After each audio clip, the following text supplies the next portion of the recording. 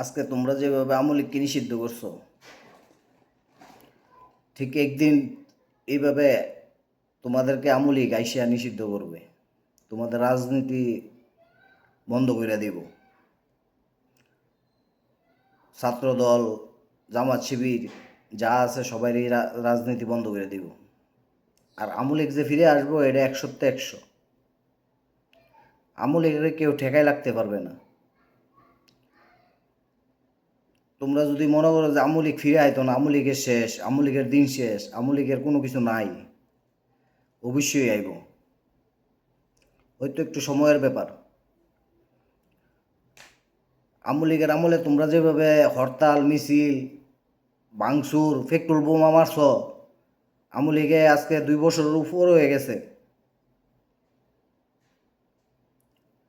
আজ পর্যন্ত কোনো জায়গায় দেখছ কেউ কইতে পারবে যে আমলিগের লোক হরতাল দিয়ে সেরা পেট্রোল বোমা মারছে, গাড়ি ভাঙচুর করছে, গাড়ির মেঝে আগুন দিছে? এটি কার কাজ? এই 2 বছরে প্রমাণ হয়ে গেছে যে অন্য অন্য দল যারা আছে, বিএনপি, জামাত যারা আছে, এরা বোমাবাজি করে, গাড়ি ভাঙচুর করে, অগ্নিসংযোগ করে। কারণ আমলিগের আমলে এরা এটি কইরে গেছে। হরতাল দিয়েছে ওই গাড়ি গাড়ি ভাঙচুর করছে, গাড়ির মেঝে আগুন দিছে, পেট্রোল বোমা মারছে।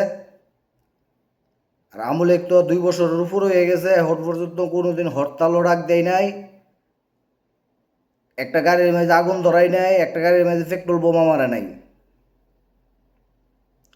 কারণ আমলিগে এটা বিশ্বাস করে না, আমলিগে এইসব রাজনীতি, কাঁচা রাজনীতি করে না। আমলিগে জনগণের ক্ষতি করে এমন কোনো রাজনীতি করে না। জনগণের ক্ষতি হইব,